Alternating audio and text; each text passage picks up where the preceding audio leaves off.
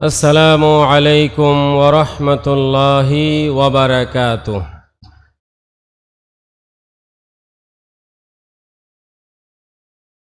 ইন্নাল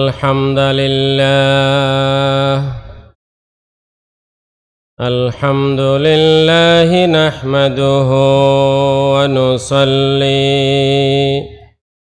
ونسلم على رسوله الكريم أما بعد فقد قال الله تعالى في كلامه القديم أعوذ بالله من الشيطان الرجيم بسم الله الرحمن الرحيم إن الله وملائكته يصلون على النبي يا أيها الذين آمنوا صلوا عليه وسلموا تسليما صلى الله على سيدنا محمد وآله وأصحابه وسلم صلى الله على سيدنا محمد وآله وأصحابه وسلم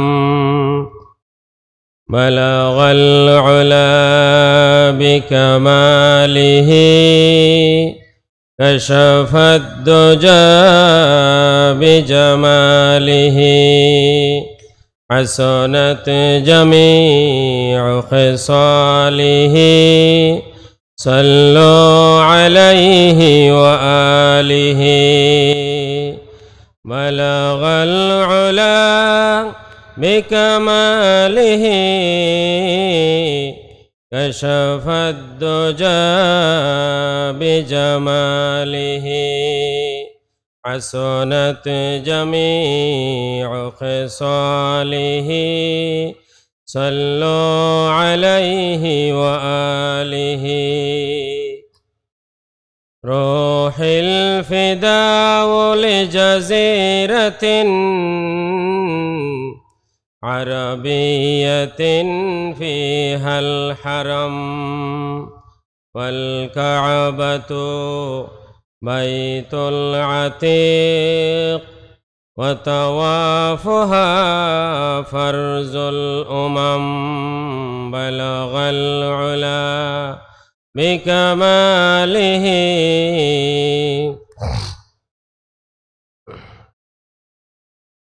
حسنت جميع خصاله صلوا عليه وآله أعوذ بالله من الشيطان الرجيم بسم الله الرحمن الرحيم واعبدوا الله ولا تشركوا به شيئا وبالوالدين إحسانا وبذي القربى واليتامى والمساكين والجار ذي القربى والجار الجنوب والصاحب بالجنب وابن السبيل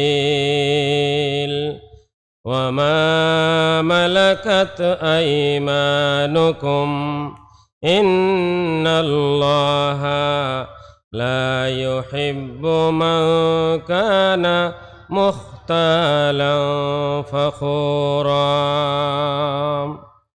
وقد ورد في الحديث الشريف قال رسول الله সবাই পড়ুন সাল্লাল্লাহু আলাইহি ওয়াসাল্লাম إن لربك عليك حقا وإن لنفسك عليك حقا وإن لأهلك عليك حقا فأعطي كل ذي حق حقه. والحديث رواه الإمام البخاري رحمه الباري تعالى. صدق الله العظيم وصدق رسوله النبي الحبيب الكريم.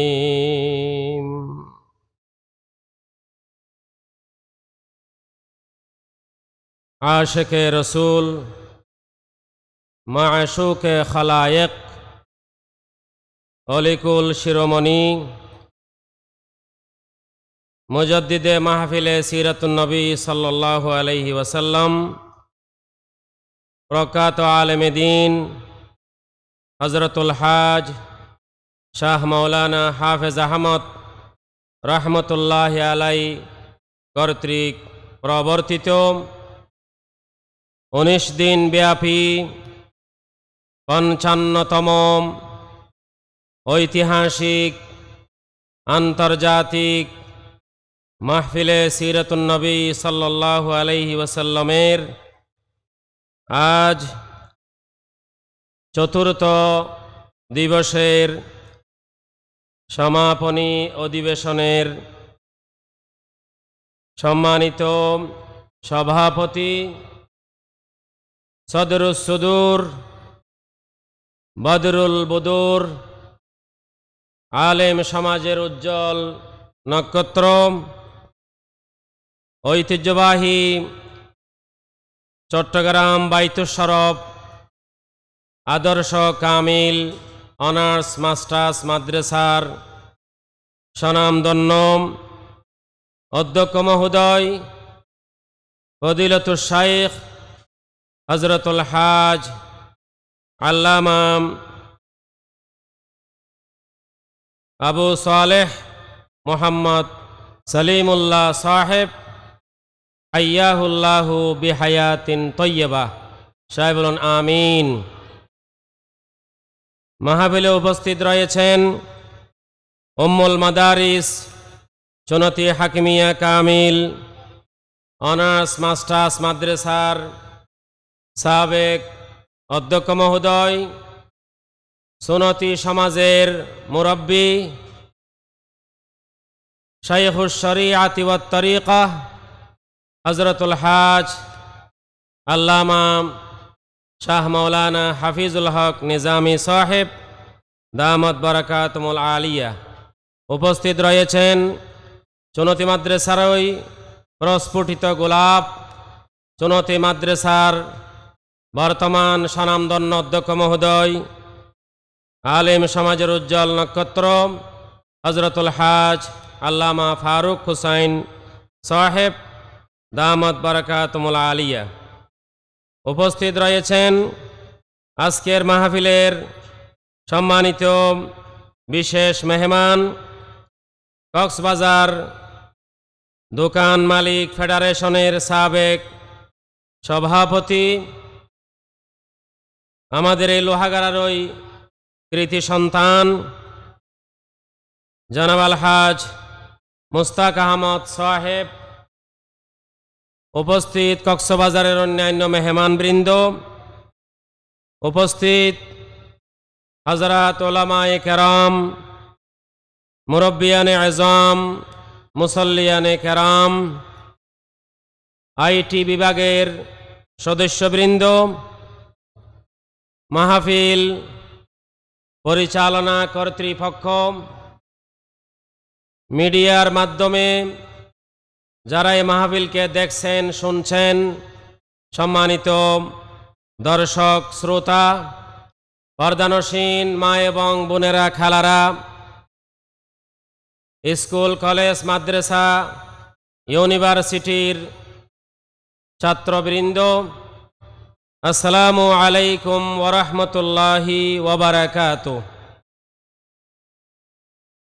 মহান আল্লাহর দরবারে লক্ষ কোটি শুকরিয়া, যে মহান মনিব আমাদেরকে এই আন্তর্জাতিক মাহফিলে উপস্থিত হয়ে কিছু কথা বলার, কথা শ্রবণ করার তৌফিক যে মহান মনিব আমাদেরকে করে দিয়েছেন। আমরা সকলেই মনিবের দরবারে মনিবের শেখানো ভাষায় কালিমাতুশ শুকর আদায় করে আলহামদুলিল্লাহ। সাথে সাথে লক্ষ কোটি দরুদ এবং সালাম প্রেরণ করছি মানবতার মুক্তির দিশারি, সর্বকালের সর্বযুগের সর্বশ্রেষ্ঠ এবং সর্বশেষ মহামানব মুহাম্মদুর রাসূলুল্লাহ সাল্লাল্লাহু আলাইহি ওয়াসাল্লামের প্রতি, যার আনিত বিধান প্রতিষ্ঠা করাই আমাদের জীবনের একমাত্র টার্গেট। সাথে সাথে এই বাংলা সহ সারা বিশ্বের জমিনে ইসলামকে প্রতিষ্ঠা করার জন্যে যারা নিজের তাজা রক্ত বিলীন করে দিয়েছেন, বিশেষ করে জুলাই যোদ্ধা, যারা স্কুল কলেজ মাদ্রাসার ছাত্ররা এই বাংলাদেশকে স্বৈরাচার মুক্ত করার জন্যে, বাংলাদেশকে জালেম মুক্ত করার জন্য যারা নিজের তাজা রক্ত বিলীন করে দিয়েছেন, সেই জুলাই যোদ্ধাদের শ্রদ্ধাভরে স্মরণ করছি। এবং যিনি মাহফিল প্রতিষ্ঠা করেছেন শাহ সাহেব কেবলার রুহানি তাওয়াজ্জু কামনা করে এবং সকলের দোয়া কামনা করে আমি আমার নির্ধারিত বিষয়ের উপর নির্ধারিত সময়ে ইনশাআল্লাহ আলোচনা করার চেষ্টা করব। আপনারা পরিচালকের কণ্ঠে শুনেছেন আমাকে যেই বিষয়টি দেয়া হয়েছে, সেই বিষয় হচ্ছে সূরা নিসার 36 নম্বর আয়াতের আলোকে পারস্পরিক হকসমূহের বর্ণনা। বিশাল একটা বিষয় দেওয়া হয়েছে। আয়াত একটি হলেও এই আয়াতের মধ্যে আল্লাহ পাক রব্বুল আলামিন 10 প্রকার হকের কথা, 10 প্রকার অধিকারের কথা আল্লাহ পাক রব্বুল আলামিন ঘোষণা করেছেন। এই 10 প্রকার হককে আমরা 3 ভাগে ভাগ করতে পারি। একটা হচ্ছে হকুল্লাহ, আল্লাহর হক, আর একটা হচ্ছে হকুল ওয়ালিদাইন, পিতামাতার হক, আর একটা হচ্ছে হকুন নাস, মানুষের হক। আল্লাহর হক, মাতা পিতার হক এবং সমগ্র মানবতার হক, এই 3টা হককে আল্লাহ পাক রব্বুল আলামিন সূরা নিসার 36 নম্বর আয়াতে 10টি হকের মাধ্যমে আল্লাহ ঘোষণা দিয়েছেন। আলহামদুলিল্লাহ। আজকে আমরা পারস্পরিক হকের ব্যাপারে, অধিকারের ব্যাপারে সচেতন না হওয়ার কারণে আমাদের সমস্যা, আমাদের উপর মুসিবত, আমাদের উপর বলা সবগুলি নেমে এসেছে। যদি আমরা পারস্পরিক হক সম্পর্কে আমরা জানতাম, বুঝতাম, আজকে সমাজে এত অনিষ্টতা, সমাজে মারামারি, হানাহানি, রেষারেষি, এগুলি সমাজ থেকে বিদূরিত হয়ে যেত।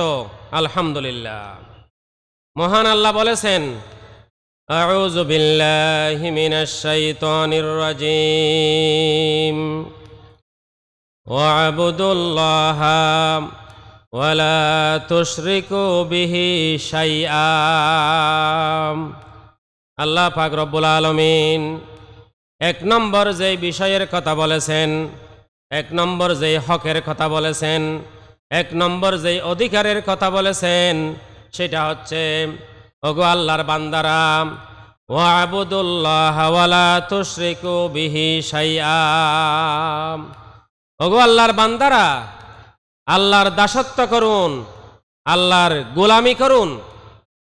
ইবাদত, আল ইবাদতু লিল্লাহিল ওয়াহিদিল কাহ্হার, একক পরাক্রমশালী অদ্বিতীয় আল্লাহর দাসত্ব, আল্লাহর গোলামি আমাদেরকে করতে হবে। ইবাদত কি আমাদেরকে বুঝতে হবে, ইবাদত কাকে বলে।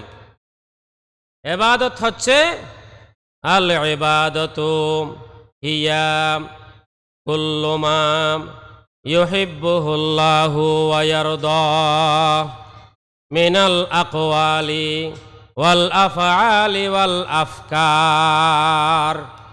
ইবাদত বলা হয়, দাসত্ব বলা হয়, গোলামি বলা হয় এমন কথা বলা, এমন কাজ করা, এমন চিন্তা চেতনা লালন করা, যে কথার উপর, যে কাজের উপর, যে চিন্তার উপর আল্লাহ পাক রব্বুল আলামিন রাজি খুশি হয়ে যান। সুবহানাল্লাহ।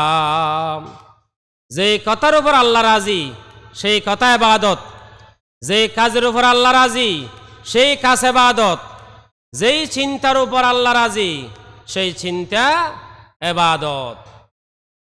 এটা জামে মানে সংজ্ঞা ইবাদতের। আপনি যদি কথা বলেন আল্লাহকে রাজি খুশি করার জন্য, সেই কথা ইবাদত হবে। যদি আপনি কাজ করেন আল্লাহকে রাজি খুশি করার জন্য, সেই কাজ হবে ইবাদত। আপনি যদি চিন্তা করেন আল্লাহকে রাজি খুশি করার জন্য, আপনার আমার সেই চিন্তা হবে ইবাদত। সুবহানাল্লাহ। ইবাদত করতে হবে শিরিক মুক্ত, নির্ভেজাল, পিওর ইবাদত আল্লাহকে উপহার দিতে হবে। যেই কাজটা আল্লাহর জন্য করলে ইবাদত হয়, সেই রকম কাজ যদি বান্দার জন্য করা হয় সেটা হবে শিরিক। যেই কাজটা আল্লাহর জন্য করা হলে ইবাদত হয়, সেই কাজটা বান্দার জন্য করা হলে কি হবে? শিরিক হবে। যেমন সিজদা, আমরা আল্লাহকে সিজদা করি, যে সিজদা আল্লাহকে করলে কি হবে? ইবাদত হবে। যদি সেই সিজদা বান্দাকে করি, কবরকে করি, ফিসাবকে করি, তখন সেই সিজদা কি হবে? শিরিক হবে। নাউযু বিল্লাহি মিন যালিক। তাহলে যেই কাজটা আল্লাহর জন্য করলে ইবাদত হয়, সেই রকম কাজ বান্দার জন্য করলে শিরিক হবে। আল্লাহর বিধান মতে নিজের সার্বিক জীবন পরিচালনা করা ইবাদত। আল্লাহর বিধান মতে নিজের ব্যক্তিগত জীবন, পারিবারিক জীবন, সামাজিক জীবন, রাষ্ট্রীয় জীবন, আন্তর্জাতিক জীবন, অর্থনৈতিক জীবন, সব জীবন আল্লাহর বিধান মতে পরিচালনা করা ইবাদত। যদি বান্দার বিধান মতে করা হয় সেটা হবে শিরিক। নাউযু বিল্লাহি মিন যালিক। আল্লাহর বিধান মতে নিজের সার্বিক কাজ করা ইবাদত। যদি বান্দার সংবিধান মতে, বান্দার আইন মতে যদি নিজের জীবন পরিচালনা করি, যদি দেশ চালাই, তাহলে সেটা হবে কি? শিরিক। নাউযু বিল্লাহি মিন যালিক। সেই জন্য আল্লাহ বলেছেন ওয়াবুদুল্লাহ ওয়ালা তুশরিকু বিহি শাইআ। ওগো আল্লাহর বান্দারা আল্লাহর দাসত্ব করুন, গোলামি করুন, শিরিক মুক্ত। সুবহানাল্লাহ। নির্ভেজাল দাসত্ব, নির্ভেজাল ইবাদত আল্লাহর জন্য করতে হবে, শিরিক মুক্ত, নির্ভেজাল। সুবহানাল্লাহ। আমরা ইমানদার, আমাদের ঈমানের মধ্যে আমাদের ঈমান শিরিক মিশ্রিত, নাউযুবিল্লাহি মিন যালিক। আমরা নামাজ পড়ি, রোজা রাখি, অনেক কিছু করি, কিন্তু আমাদের ইবাদত কি মিশ্রিত? শিরিক মিশ্রিত। বিভিন্ন কারণে আমরা মসজিদে আল্লাহকে মানি, কিন্তু সমাজে, দেশে, রাষ্ট্রে আল্লাহর বিধান মানতে চাই না। আল্লাহর বিধান মানতে না চাওয়া এর চেয়ে বড় শিরিক আর কোনো কিছু হতে পারে না। সেজন্য আল্লাহ বলেছেন সূরা ইউসুফ, আউযু বিল্লাহি মিনাশ শাইতানির রাজিম, ওয়া মা ইউমিনু আকসারুহুম বিল্লাহি ইল্লা ওয়া হুম মুশরিকুন, ওয়া মা ইউমিনু আকসারুহুম বিল্লাহি ইল্লা ওয়া হুম মুশরিকুন। যে সমস্ত আল্লাহর বান্দারা মসজিদে আল্লাহকে মানে, রোজার ক্ষেত্রে আল্লাহকে মানে, দেশ চালানোর ক্ষেত্রে আল্লাহকে মানে না, কোরআনের বিধান মানে না, সেই সমস্ত ঈমানদারেরা শিরিক মিশ্রিত ঈমান, শিরিক মিশ্রিত ঈমান, নাউযুবিল্লাহ। অধিকাংশ ঈমানদারের ঈমান শিরিক মিশ্রিত। কে বলেছেন? আল্লাহ বলেছেন, ওয়া মা ইউমিনু আকসারুহুম বিল্লাহি ইল্লা ওয়া হুম মুশরিকুন। অনেক ঈমানদারের ঈমান শিরিক মিশ্রিত। যেহেতু অনেক ঈমানদার দেশ চালানোর ক্ষেত্রে কোরআনের বিধান মানতে চায় না, কোরআনের বিধান মানতে না চাওয়া এর চেয়ে বড় শিরিক আর কোনো কিছু নাই। সেই জন্য আল্লাহর দাসত্ব করতে হবে, গোলামি করতে হবে, শিরিক মুক্ত, নির্ভেজাল, পিওর। এটা 1 নম্বর দায়িত্ব বান্দাদের। 2 নম্বর, এখানে প্রত্যেকটা বিষয় একটা একটা আলাদা আলোচনার বিষয়, একটার উপর আলাদা আলোচনা করতে হবে। 10টা আলোচনার বিষয়। আমি সংক্ষেপে একটু ইশারা দিয়ে চলে যাব। এরপরে 2 নম্বর, ওয়াবিল ওয়ালিদাইনি ইহসানা। আল্লাহ পাক রব্বুল আলামিন আল্লাহর দাসত্ব, আল্লাহর গোলামি করার সাথে সাথে আল্লাহ 2 নম্বরে বলেছেন, ওয়াবিল ওয়ালিদাইনি ইহসানা। মাতা পিতার সাথে সুন্দর আচরণ করা। সুবহানাল্লাহ।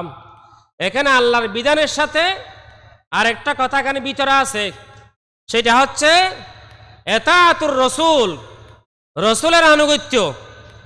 আল্লাহর ইবাদত, রসুলের আনুগত্য, সেটা আয়াতের মধ্যে আছে। যেহেতু আল্লাহর ইবাদত করতে চাইলে আমাদেরকে রসুলের দেখানো শিখানো পদ্ধতি অনুযায়ী ইবাদত করতে হবে। আল্লাহর পরে আল্লাহর রসুল, এরপরে মাতা পিতা। অনেকেই মনে করে এখানে রসুলের উপর, রসুলের আগে মাতা পিতাকে স্থান দেওয়া হয়েছে, সেরকম না। আল্লাহর পরে রসুলের কথা আছে, রসুলের পরে মা বাবার কথা। সুবহানাল্লাহ। যেহেতু আল্লাহর দাসত্ব, আল্লাহর গোলামি করতে চাইলে রসুলের দেখানো শিখানো পদ্ধতি অনুযায়ী আমাদেরকে ইবাদত করতে হবে। যেহেতু আল্লাহ রসুল হচ্ছেন সারে শরীয়ত প্রণেতা আল্লাহ রসুল। এরপরে ওয়াবিল ওয়ালিদাইনি ইহসানা। 2 নম্বর দায়িত্ব, 2 নম্বর হক। ওগো আল্লাহর বান্দারা, আল্লাহর দাসত্ব, আল্লাহর গোলামি করার পাশাপাশি, রসুলের আনুগত্য করার পাশাপাশি ওয়াবিল ওয়ালিদাইনি ইহসানা, মাতা পিতার সাথে সুন্দর আচরণ করুন, মাতা পিতার সাথে সুন্দর ব্যবহার করুন। সুবহানাল্লাহ। যেহেতু এই মা বাবার মাধ্যমে আমরা দুনিয়াতে আসার সুযোগ পেয়েছি, আলহামদুলিল্লাহ। আল্লাহ বলেছেন, আনিশকুরলি ওয়ালি ওয়ালিদাইক, আনিশকুরলি ওয়ালি ওয়ালিদাইক। ওগো আল্লাহর বান্দারা, আমি আল্লাহর শুকরিয়া করুন, এরপরে মা বাবার শুকরিয়া করুন। সুবহানাল্লাহ। আল্লাহর শুকরিয়ার পাশাপাশি মা বাবার শুকরিয়া আদায় করার জন্য স্বয়ং আল্লাহ বলেছেন, ওয়াকাদা রাব্বুকা আল্লা তা'বুদু ইল্লা ইয়্যাহ ওয়া বিল ওয়ালিদাইনি ইহসানা। আল্লাহর দাসত্ব, আল্লাহর গোলামি করার পাশাপাশি মাতা পিতার সাথে সুন্দর আচরণ করার জন্যে স্বয়ং আল্লাহ পাক রব্বুল আলামিন অর্ডার দিয়েছেন, ঘোষণা দিয়েছেন, সুবহানাল্লাহ। সুতরাং মাতা পিতার আনুগত্য, মাতা পিতার বৈধ আনুগত্য, মাতা পিতার সাথে সুন্দর আচরণ এবং তাদের জন্য, তাদের শান্তির জন্যে, স্বস্তির জন্যে টাকা পয়সা খরচ করা, ব্যয় করা, মা বাবার সাথে সুন্দর কথা বলা, সুন্দর আচরণ করা এবং গুরুত্বপূর্ণ বিষয়ে মা বাবার সাথে পরামর্শ করা, এগুলি মাতা পিতার হক, মা বাবার হক, অধিকার। যদি কোনো সন্তান মা বাবার সাথে কঠোর কথা বলে, মা বাবাকে গালি দিয়ে, আল্লাহ রসুল বলেছেন, ক্বালা রাসূলুল্লাহি সাল্লাল্লাহু আলাইহি ওয়াসাল্লাম, মালউনুন মান সাব্বা আবাহ, মালউনুন মান সাব্বা আবাহ। যেই সন্তান মা বাবাকে গালিগালাজ করবে সেই সন্তান অভিশপ্ত, অভিশপ্ত, নাউযুবিল্লাহ। যেহেতু আল্লাহ রসুল বলেছেন, রিদার রাব্বি ফি রিদাল ওয়ালিদি ওয়া সাখাতুর রাব্বি ফি সাখাতিল ওয়ালিদি। মা বাবার সন্তুষ্টি আল্লাহর সন্তুষ্টি, মা বাবার অসন্তুষ্টি আল্লাহর অসন্তুষ্টি, সুবহানাল্লাহ। মাতা পিতা সন্তুষ্ট থাকলে আল্লাহ সন্তুষ্ট থাকবেন। যেই সন্তানের উপর মা বাবা অসন্তুষ্ট সেই সন্তানের উপর আল্লাহও অসন্তুষ্ট। আল্লাহ রসুল বলেছেন, ক্বালা হুমা জান্নাতুকা ওয়া নারুকা। ওগো সন্তান, মা বাবা হচ্ছেন সন্তানের জন্য জান্নাত এবং সন্তানের জন্য জাহান্নাম। যদি কোনো সন্তান মা বাবার খেদমত করে সেই সন্তানের জন্য জান্নাত অবধারিত। যদি কোনো সন্তান মা বাবার সাথে খারাপ আচরণ করে, গালিগালাজ করে, খারাপ কথা বলে, সেই সন্তানের জন্য জাহান্নাম অবধারিত, নাউযুবিল্লাহি মিন যালিক। মা বাবারও কিছু দায়িত্ব আছে, এগুলি অনেক লম্বা আলোচনার বিষয়। তাহলে সন্তানের দায়িত্ব মা বাবার সাথে সুন্দর আচরণ করা, সুন্দর কথা বলা, তাদের জন্যে, তাদের সন্তুষ্টির জন্যে নিজের অর্থ সম্পদ ব্যয় করার জন্যে বদ্ধপরিকর থাকা, এগুলি সন্তানের দায়িত্ব, মা বাবার অধিকার। এরপর 3 নম্বর, ওয়াবিজিল কুরবা, ওয়াবিজিল কুরবা ওয়াল ইয়াতামা। 3 নম্বর হক, 3 নম্বর হক হচ্ছে ওয়াবিজিল কুরবা। নিকট আত্মীয়, আত্মীয় স্বজনের হক। যারা আত্মীয় স্বজন আছে তাদের কিছু হক আছে, দায়িত্ব, কর্তব্য আছে। যেই সমস্ত আল্লাহর বান্দারা আত্মীয়তার সম্পর্ক ছিন্ন করে ফেলে, আল্লাহ রসুল বলেছেন সেই সমস্ত ব্যক্তিরা জান্নাতে প্রবেশ করতে পারবে না, নাউযুবিল্লাহি মিন যালিক। ক্বালা রাসূলুল্লাহি সাল্লাল্লাহু আলাইহি ওয়াসাল্লাম, লা ইয়াদখুলুল জান্নাতা কাতিউ। আত্মীয়তার সম্পর্ক ছিন্নকারী জান্নাতে প্রবেশ করতে পারবে না, নাউযুবিল্লাহ। এখানে আদ-দুখুল মানি আদ-দুখুল আল আউয়ালি, প্রথম চান্সে তারা জান্নাতে প্রবেশ করতে পারবে না যারা আত্মীয়তার সম্পর্ক ছিন্ন করবে। আত্মীয়তার সম্পর্ক ছিন্নকারী অভিশপ্ত, মালউন। হাদিস শরীফে আছে, ক্বালা রাসূলুল্লাহি সাল্লাল্লাহু আলাইহি ওয়াসাল্লাম, মান কানা লাহু আকারিবু দুআফা ওয়া লাম ইউহসিন ইলাইহিম লাম ইয়াকবালিল্লাহু সাদাকাতাহু ওয়া লা ইয়ানজুরু ইলাইহি ইয়াওমাল কিয়ামাহ।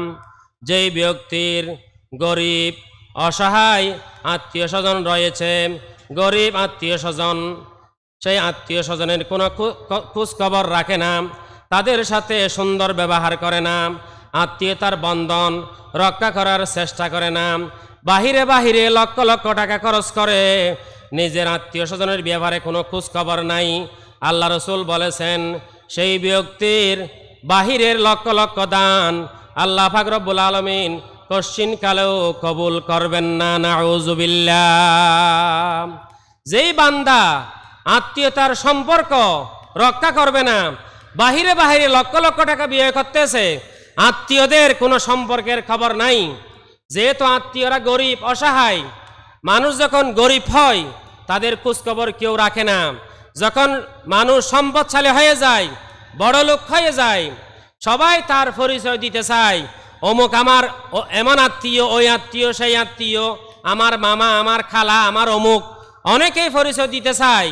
কিন্তু গরিব হয়ে গেলে আর কেউ খোঁজখবর রাখে না। নাউজুবিল্লাহ।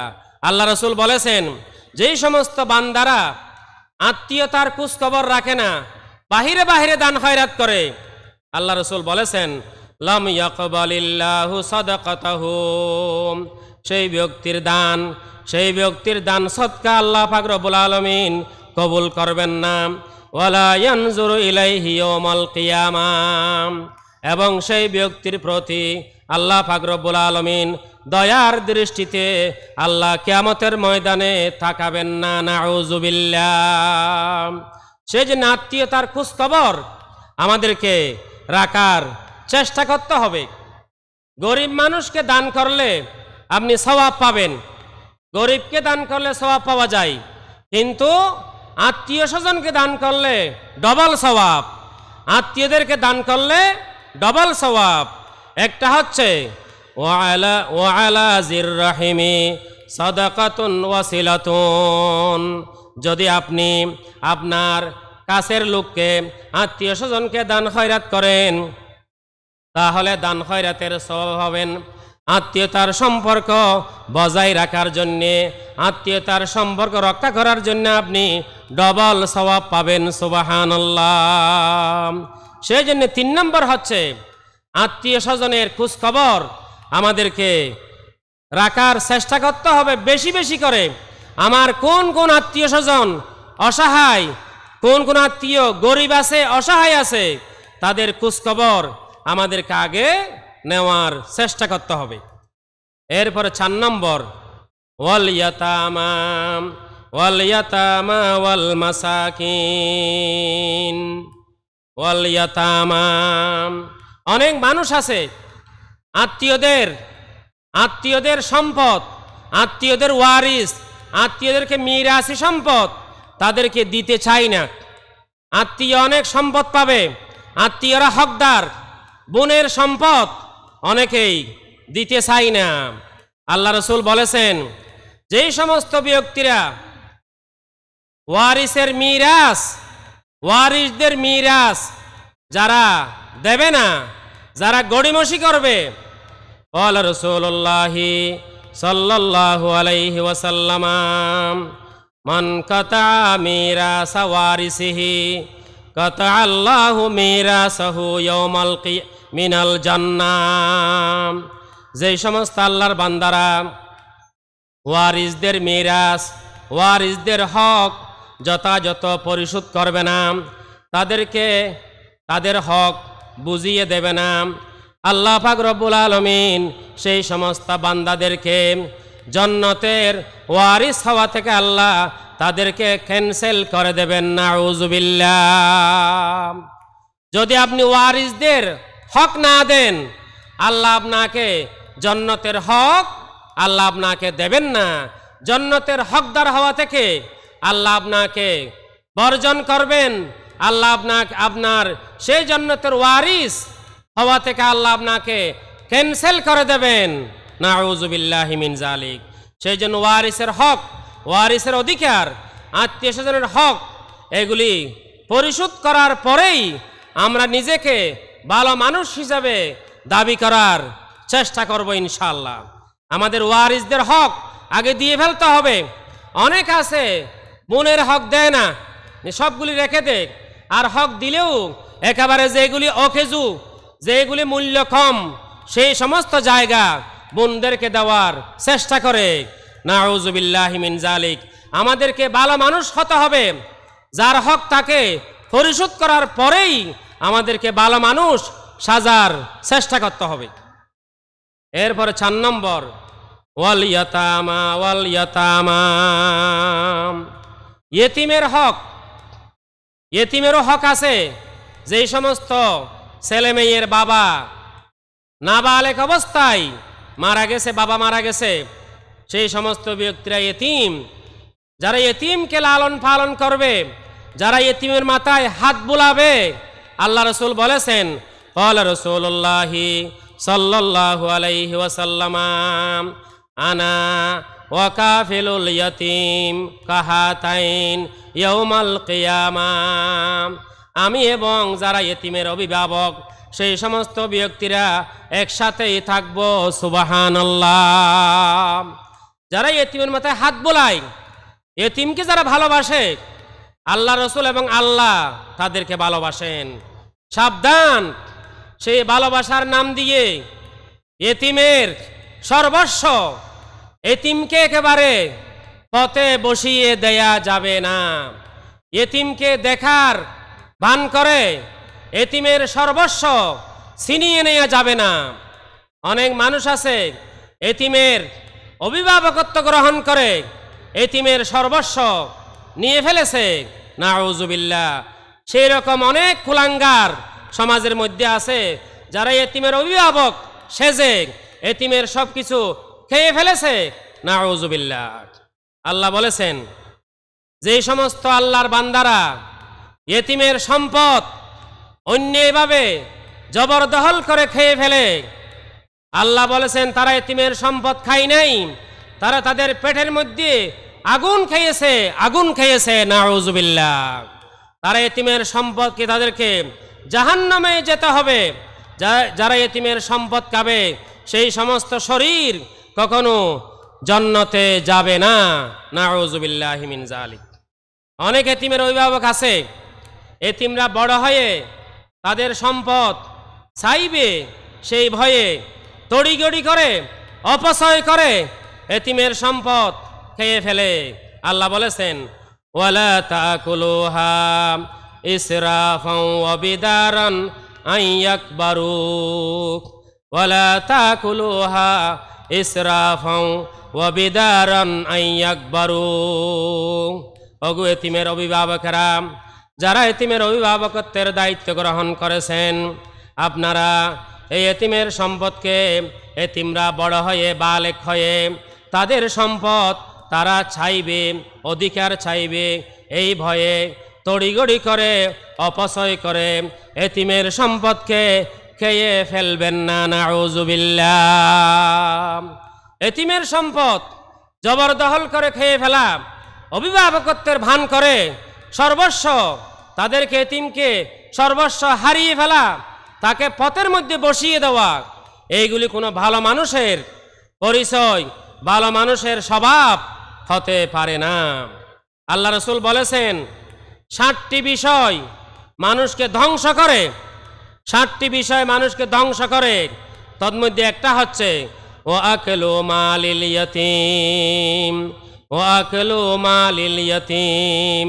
যে সমস্ত আল্লাহর বান্দারা ভালো মানুষ সেজে ইতিমের সম্পদ খেয়ে ফেলেছে, সেই সমস্ত ব্যক্তিদের ধ্বংস অনিবার্য, নাউজুবিল্লাহ। সেই সমস্ত বান্দারা জাহান্নামী, নাউজুবিল্লাহ। এরপরে 5 নম্বর ওয়াল মাসাকিন, মিসকিনের হক। অসহায় মানুষ, মিসকিন, অসহায়, নিঃস্ব, যার কোনো অর্থ সম্পদ নাই, অসহায় মানুষ, যারা মানবেতর জীবন যাপন করছে, সেই সমস্ত মানুষের হক আছে। যারা সম্পদশালী আছে তাদের দায়িত্ব আছে, তাদের কর্তব্য আছে। শুধু নামাজ পড়া ভালো কাজ, রোজা রাখা ভালো কাজ, এই ভালো কাজের পাশাপাশি আরো কিছু ভালো কাজ আছে। মিসকিন অসহায় মানুষের পাশে দাঁড়া, গরিব মানুষের পাশে দাঁড়া, মানবতার সেবা করা, সেইগুলিও ভালো কাজ। আল্লাহ রাসূল বলেছেন ক্বালা রাসূলুল্লাহি সাল্লাল্লাহু আলাইহি ওয়াসাল্লাম আস-সাঈ আলাল আরমালাতি ওয়াল মিসকিন কাল মুজাহিদ ফি সাবিলিল্লাহ আওয়াল কায়িমিল লাইলা আস-সায়িমিন নাহার। আল্লাহ রাসূল বলেছেন, ওগো উম্মতের নরনারী জেনে রাখুন, আস-সাঈ আলাল আরমালা, বিধবা নারীদের সহযোগিতা করা। যে সমস্ত মহিলাদের স্বামী মারা গেছে, যে সমস্ত মহিলা অসহায় মানবেতর জীবনযাপন করছে, সেই বিধবা নারীদের সহায়তা করা এবং মিসকিন অসহায় মানুষের সহায়তা করা। এর সওয়াব হচ্ছে কাল মুজাহিদে ফি সাবিলিল্লাহ, আল্লাহর রাস্তায় জিহাদ করলে যেমন সওয়াব, অসহায় মানুষের সহযোগিতা করলেও সেই রকম সওয়াব। সুবহানাল্লাহ। শুধু তাই নয়, আউল কায়েমিল লাইলা আসসাইমিন নাহার, যে সমস্ত আল্লাহর বান্দারা সারা রাত নফল নামাজ পড়ে পড়ে রাত্রি জাগরণ করে, সারা দিন রোজা রেখে রেখে দিন অতিবাহিত করে, সেই সমস্ত ব্যক্তিরা যেই রকম সওয়াব পাবে। যারা মানবতার সেবা করবে, অসহায় মানুষের সেবা করবে, বিধবাদের সেবা করবে, ইয়েতিমের সেবা করবে, সেই সমস্ত বান্দাদেরকেও আল্লাহ পাক রব্বুল আলামিন রাত্রি জাগরণকারী ব্যক্তিদের মতো দিনের বেলায় রোজা রাখে এমন ব্যক্তিদের সমান সওয়াব আল্লাহ তাদের আমলনামায়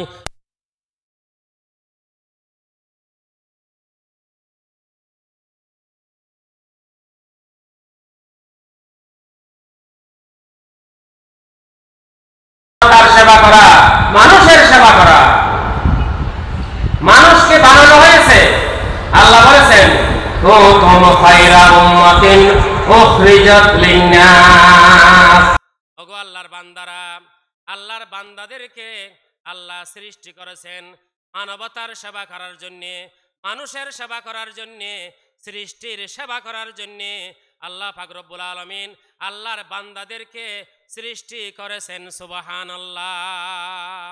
যারা আল্লাহর বান্দাদের সেবা করবে, যারা সৃষ্টির সেবা করবে, তারা হচ্ছে আশরাফুল মাখলুকাত, তারা সৃষ্টির শ্রেষ্ঠ মানুষ। সুবহানাল্লাহ। এই জন্য 5 নম্বর ওয়াল মাসাকিন, অসহায় নিঃস্ব গরিব যারা মানবেতর জীবন যাপন করে, সেই সমস্ত মানুষের সেবা আমাদেরকে করতে হবে। আল্লাহ বলেছেন জান্নাতের পথ, ত্যাগের পথ, দুর্গম গিরিপথ, জান্নাতে যাওয়ার পথ 4টি। আল্লাহ বলেছেন ফালাকতাহামাল আকাবা ওয়া মা আদরাকা মাল আকাবা ফাক্কু রাকাবাতিন আও ইতআমুন ফি ইয়াউমিন যি মাসগাবা ইয়াতীমান যা মাকরাবা আও মিসকিনান যা মাতরাবা। যে সমস্ত আল্লাহর বান্দারা দুর্ভিক্ষের সময়, অসহায়ের সময়, সমস্যার সময়, যে সমস্ত আল্লাহর বান্দারা মানব সেবার কাজ করে, মানুষের সেবা করে, সেই সমস্ত ব্যক্তিরা শ্রেষ্ঠ মানুষ, শ্রেষ্ঠ মানুষ। সুবহানাল্লাহ।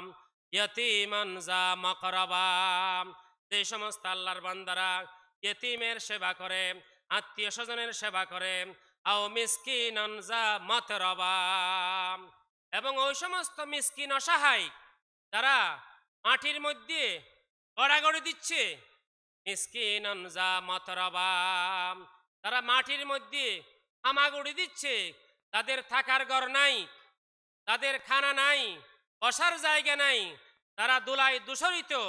সেই সমস্ত অসহায় মানুষের যারা সেবা করবে, সেই সমস্ত মানুষেরা জান্নাতি মানুষ, জান্নাতি মানুষ।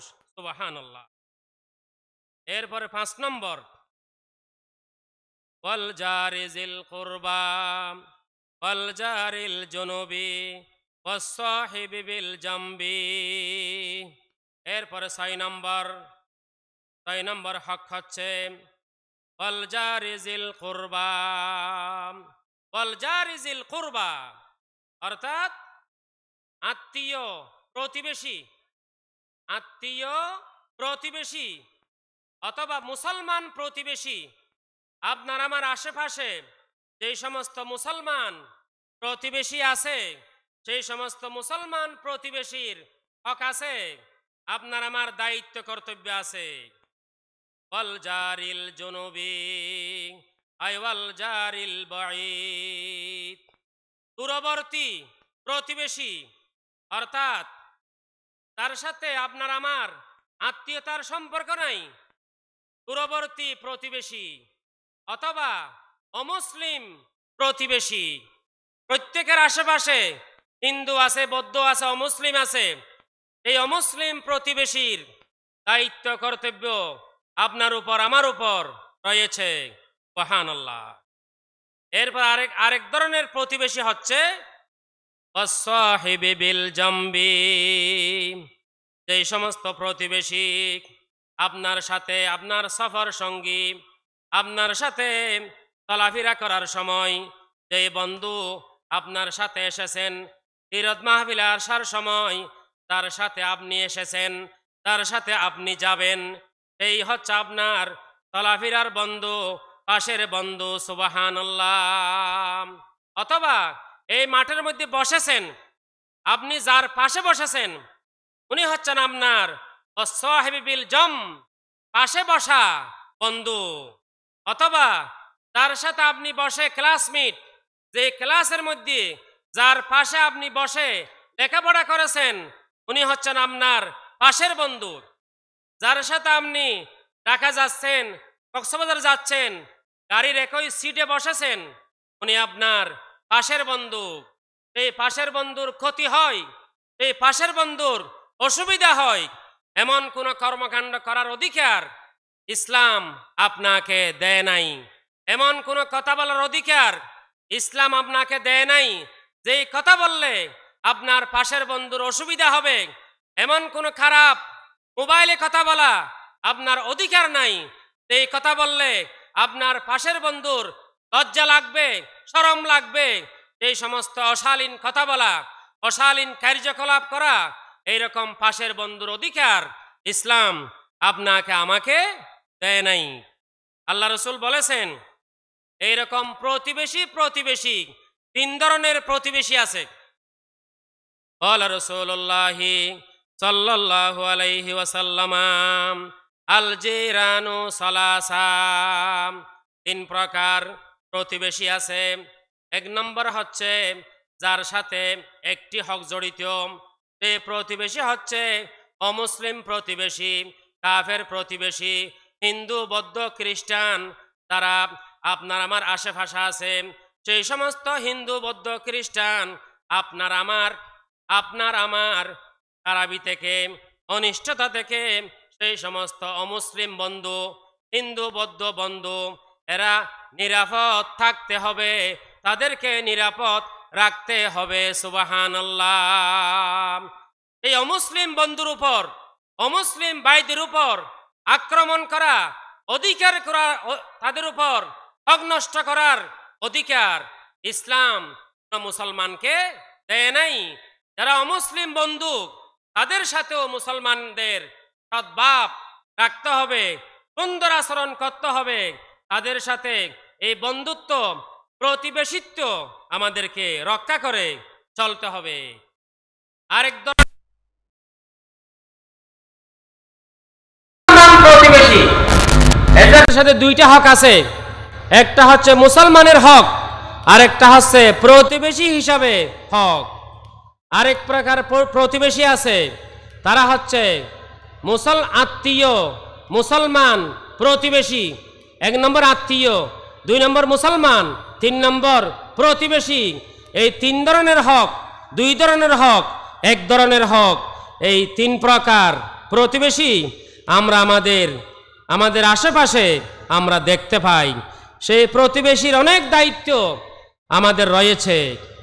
এক নম্বর দায়িত্ব কাফুল আযা আনহুম, অমুসলিম প্রতিবেশী, মুসলমান প্রতিবেশী, আত্মীয়, মুসলমান প্রতিবেশী, এই তিন ধরনের প্রতিবেশীর প্রতি এক নম্বর দায়িত্ব হচ্ছে কাফুল আযা আনহুম।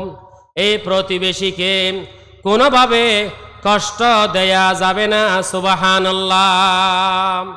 সেই প্রতিবেশীর কষ্ট হয় এমন কোনো কথা বলা যাবে না, এমন কোনো কাজ করা যাবে না। আল্লাহ বলেছেন যেই সমস্ত আল্লাহর বান্দারা মুমিনদেরকে কষ্ট দেবে, যারা প্রতিবেশীকে কষ্ট দেবে, তারা অভিশপ্ত, তারা পাপিষ্ঠ। নাউযুবিল্লাহি মিন যালিক।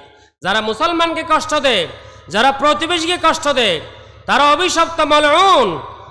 আল্লাহ রাসূল বলেছেন, ক্বালা রাসূলুল্লাহি সাল্লাল্লাহু আলাইহি ওয়াসাল্লাম, ওয়াল্লাহি লা ইউমিনু ওয়াল্লাহি লা ইউমিনু ওয়াল্লাহি লা ইউমিনু। আল্লাহ রাসূল বলেছেন, ওই ব্যক্তি ইমানদার নয়, ওই ব্যক্তি ইমানদার নয়, ওই ব্যক্তি ইমানদার নয়। সাহাবায়ে কেরাম বললেন, ওগো আল্লাহর হাবিব, সেই কুলাঙ্গার, সেই অভিশপ্ত সে কে? আল্লাহ রাসূল বলেছেন, আল্লাযী লা ইয়ামানু জারুহু বাওয়াইকাহু।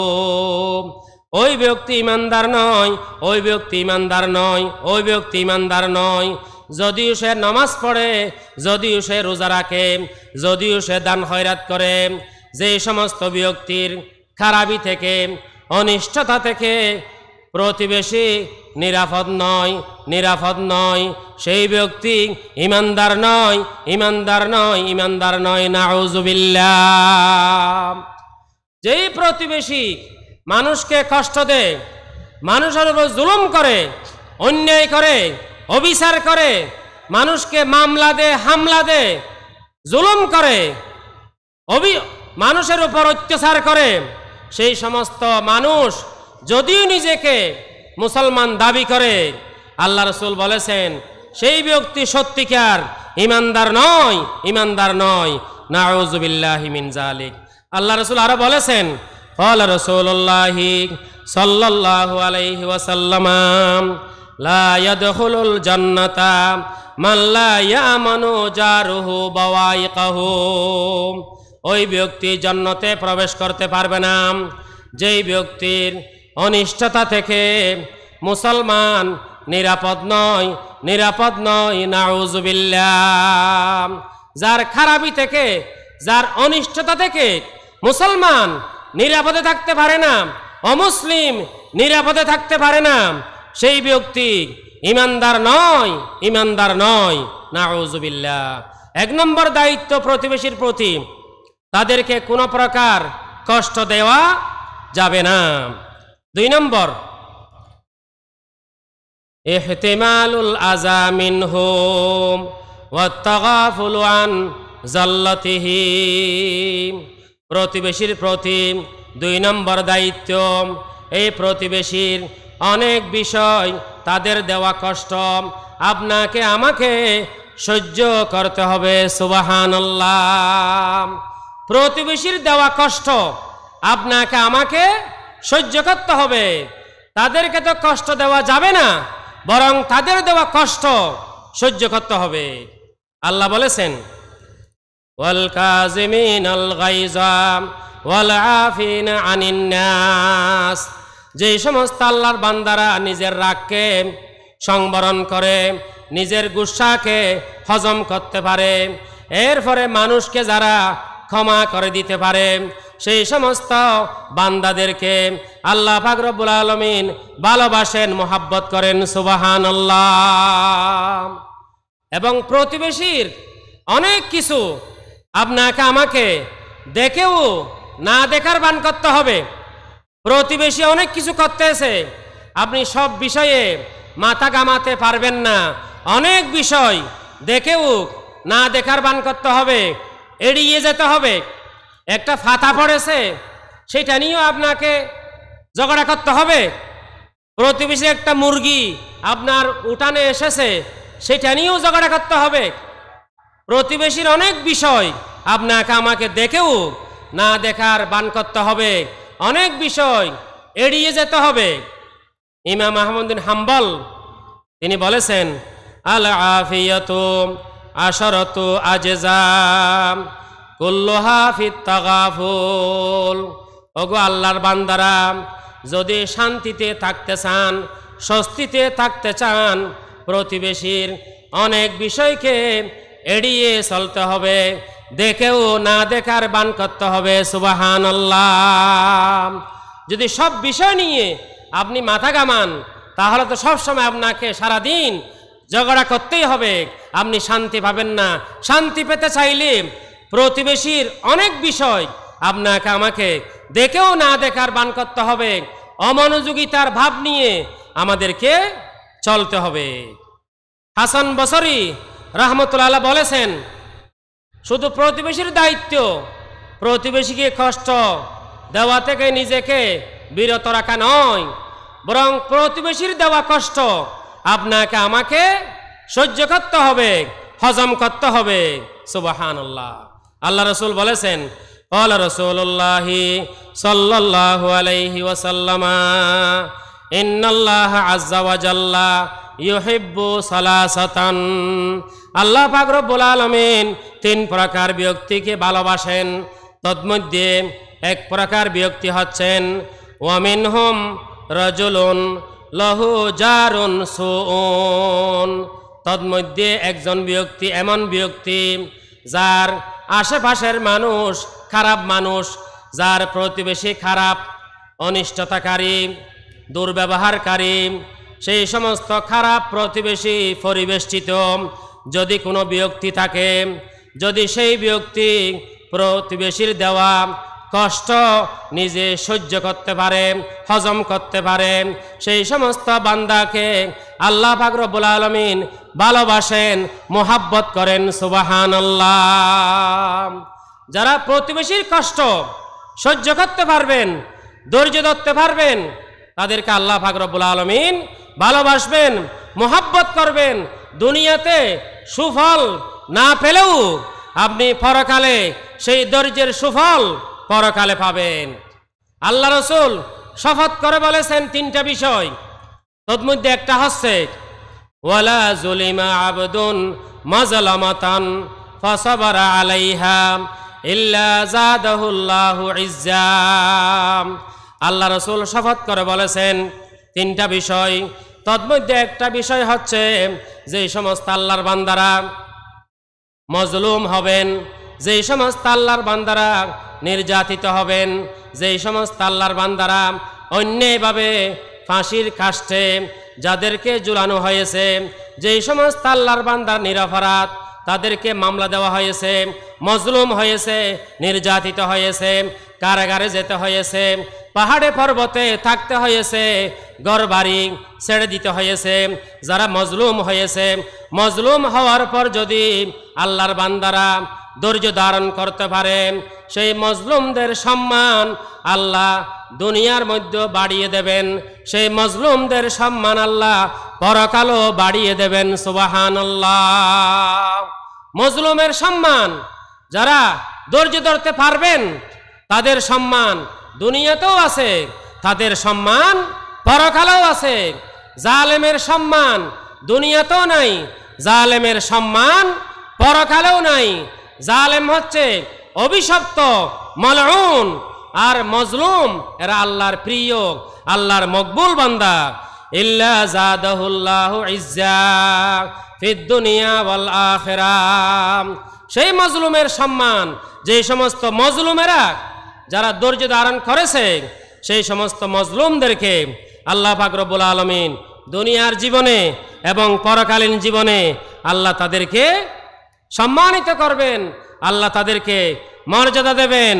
সুবহানাল্লাহ। আলোচনা আরো অনেক রয়ে গেছে, সময় প্রায় শেষ, সময় শেষ হয়ে গেছে।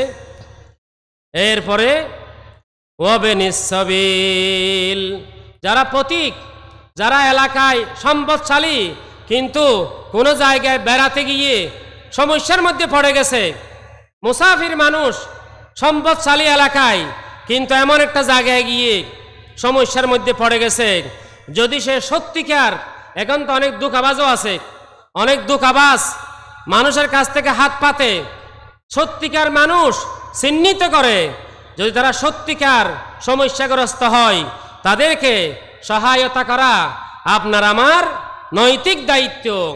এরপরে যারা ওয়ামা মালাকাত আইমানুকুম, 10 নম্বর দায়িত্ব, যারা অধীনস্থ আছে, সেই অধীনস্থ যার আন্ডারে যে আছে সেই অধীনস্থদের দায়িত্ব, তাদের খোঁজ খবর নেওয়া, তাদের সাথে সুন্দর আচরণ করা, তাদের সাথে ভালো ব্যবহার করা, এটা স্বয়ং আল্লাহ পাক রব্বুল আলামিন সেই দায়িত্ব আল্লাহ প্রত্যেক মালিককে, প্রধানকে আল্লাহ দিয়েছেন তাদের অধীনস্থদের প্রতি সুন্দর আচরণ করা, ভালো ব্যবহার করা, তাদের কষ্ট হয়, অশান্তি হয়, এমন কোনো কর্মকাণ্ড থেকে নিজেকে বিরত রাখার চেষ্টা করা। সেই জন্য আল্লাহ রাসূল বলেছেন, ফাআতি কুল্লা জি হাক্কিন হাক্কাহু। ওগো আল্লাহর বান্দারা, যদি সমাজে, দেশে, রাষ্ট্রে, সর্বত্র আমরা শান্তি পেতে চাই, তাহলে যার যার হক তাকে তাকে দেওয়ার চেষ্টা করতে হবে। সুবহানাল্লাহ। যদি আমরা প্রত্যেকের হক, যার যার হক তাকে দেওয়ার চেষ্টা করি, আজকে সমাজে অশান্তি থাকবে না, সমাজে জুলুম থাকবে না, সমাজে অন্যায় থাকবে না। আমরা একজনের হক আরেকজন নিয়ে ফেলার চেষ্টা করতেছি, আরেকজনের জমিন আমি জবরদখল করে খেয়ে ফেলতেছি, আরেকজনের জায়গা সম্পত্তি আমি জবরদখল করে খেয়ে ফেলতেছি। অর্থের বল, জনবল, ক্ষমতার বলের বাহাদুরি দেখিয়ে আজকে সেই কারণে সমাজে অনাচার, দুরাচার সব কিছু বেড়ে গেছে। আল্লাহ আমাদের সবাইকে পারস্পরিক অধিকার, পারস্পরিক হক, পারস্পরিক দায়িত্ব এবং অধিকার এগুলি বুঝে আমল করার তৌফিক দিন। ওয়াসসালামু আলাইকুম ওয়া রাহমাতুল্লাহি ওয়া বারাকাতুহু।